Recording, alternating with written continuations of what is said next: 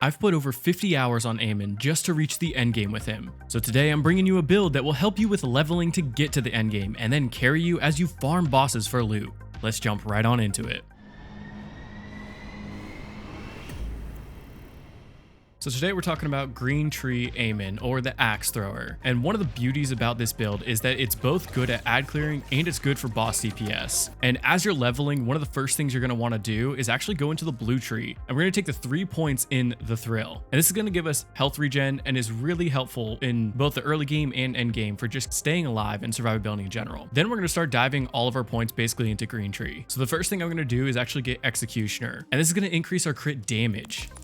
So we're going to throw 5 points in that to give our 15% extra crit damage. And the beautiful thing about this is it also counts for melee damage, that once you do melee damage, this is actually doubled. After that, we're going to throw 2 points into Cast Iron. That way our cooldown rate is increased by 10%, giving our axes back a little bit quicker, since they will be a pretty big catalyst for this build. Now we want to get to this bottom row, so we're going to throw a few points into Get the Let Out. And this is just going to give us a bit more reload speed. So once we're on this bottom row, we're going to throw 3 points into Bellows, which is going to make it so that whenever we do throw those axes, we're gaining a 21% bonus to our weapon damage. And that will be key for later on. And for the same reason, we're also going to be putting 2 points into Herald's Call. And this is going to increase our shock damage by 12%. We'll talk about that in just a second. After that, we're going to be going for Searing Cold, this right tree. And the huge part about this is now our frost axes will freeze enemies. So as we mentioned, we're having increased crit damage and we're buffing our weapon damage by using our axes. So now we can easily throw those frost axes, freeze an enemy in place, and easily hit those crits. And the way I like to play is to have a little bit more ad clearing potential. If you're just going for melting bosses, then this isn't really as important. But me personally, I love this aspect, and that's permafrost. So that whenever we hit those targets with the frost axe, it's gonna freeze them, dealing damage over time, and it's gonna create a pool on the ground that does cryo damage. So I'm gonna throw 5 points in that, so we're doing another 1600 damage per second just by using our axe. And then we're gonna throw 1 point into Wild Heart to buff that status effect and hazard damage by another 11% each. One of the things I really love about a build like this is that because we're going into endgame things,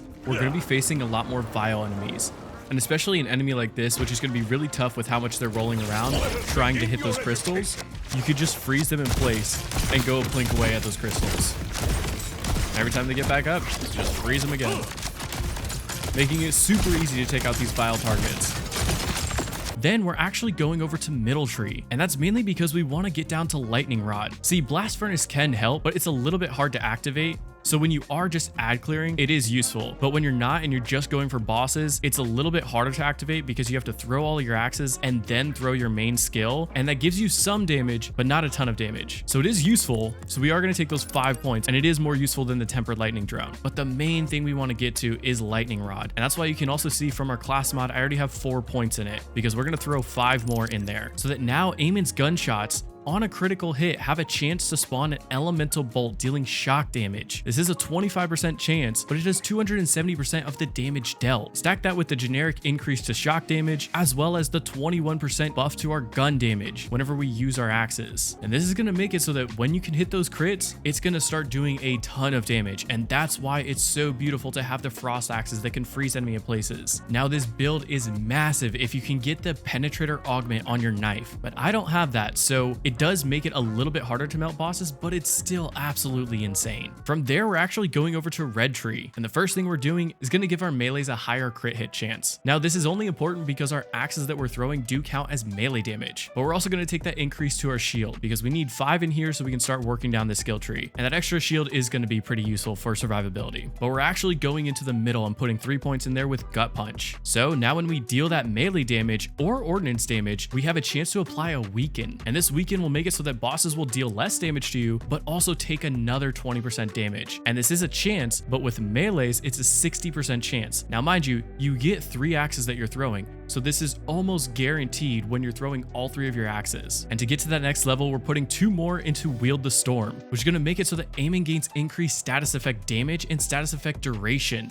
So our statuses are now going to deal more damage and last longer. And that brings us down to the bottom of this, which the main one we're taking is Forged in Steel. So that Amon becomes immune to all damage for a brief duration when he activates his Forge skill, which is the main skill by holding F or whatever your interact button is, and it's going to throw your double axes. The great part about this is now you're having healing passively from our blue tree. We also have healing from our rep kits. We're gaining more shields, and we can just use our big axes to become immune. And this immunity is huge because you could just barrel stuff enemies and not have to worry about taking damage or blowing up to your own explosives. We're then going to put 4 points into Bullet Storm so that whenever Amon applies status effect, he gains increase to gun damage for a duration. So it's just another way that we're buffing our weapon damage. So let's talk about all those things that you can equip to make this build even stronger. First up, let's talk weapons. One of the best weapons in my opinion for a build like this is going to be a shotgun, and one with a spread launcher, but specifically Rainbow Vomit. And there's a few reasons for that. Number one, it's going to apply a bunch of different status effects. And you can get some of these that are going to be good at taking out armor, shields, or health, or all three. So having one of these with a spread launcher is super useful. To be able to farm this out, you have to do the side quest that starts with Enter the Electi Part 1 and run through that entire line of side quests. And that way it'll unlock this boss, Leader Willem. By farming this boss over and over again, you can get the Rainbow Vomit to drop. Another great option is going to be Hot Slugger. It does really good damage, but in my opinion, because of all the status effects we're already going to be applying, that's more of what I leaned into, but Hot Slugger is definitely a very solid option. So we got to talk about that ordnance. It's one of the most important things. I really do like the damage amp payload because it's going to make a target take another 15% damage just by throwing a throwing knife. However, I still don't have the penetrator amp, which is going to make every hit for the next 5 seconds deal a crit, and that is massive for a build like this and will take it to the next level. So until I get that, this build is still a very solid option, which is why I'm recommending it. But that penetrator amp, man, it is just perfect for this build because we're relying on crits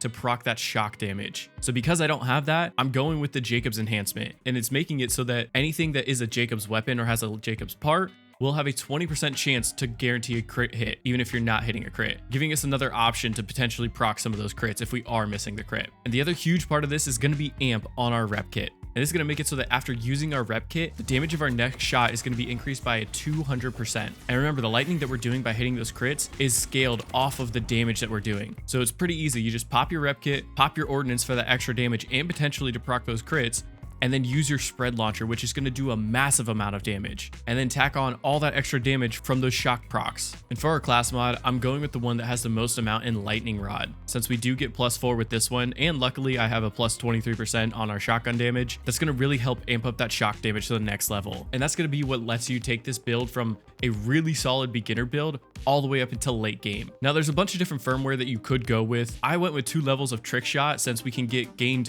reload speed and critical damage, which is going to be massive, especially if you have that penetrator amp on the knife. And I also just took heating up so that we could have a bit more reload speed for our guns. You have a ton of flexibility on what you want to do for that last slot, but personally, this is what I like. So now let's talk late game, end game, getting into specializations. One of the first things you're going to want to do is put a ton of points into Brute. We need at least 10 because we're going to be shooting for killer, and Brute's going to give us that increase to weapon damage, which is going to be huge for when we are doing those big procs with the shrapnel launcher, and that's only going to stack further into our lightning rod. So I'm then also putting 10 into sharpshooter so that we can get to killer, and with killer we're gaining that increase to critical damage but also status effect, and that's one of the reasons why I like to go with something like Rainbow Vomit. Because we're hitting so many different types of elements, we're applying so many different status effects that will deal damage over time. Not to mention that our axe also does damage over time. For the perks, I like to take all of the Brute, and that's mainly so that if we do go down, we can get back up with Letter Alive, and it makes it a lot easier to do so. But CQC is also really good because melee damage is also procced from our axes, so every time we throw an axe, it's increasing our fire rate for 8 seconds. But Riddle You This is also really strong. Anytime you're dealing gun damage, you gain a stack of Riddle You This, which is going to further increase gun damage. We already have a base of 15% from this node alone. Stack this on and it can go up to another 50 stacks, meaning you have another 50% up from weapon damage just from this alone. And like I said, since we are using Rainbow Vomit,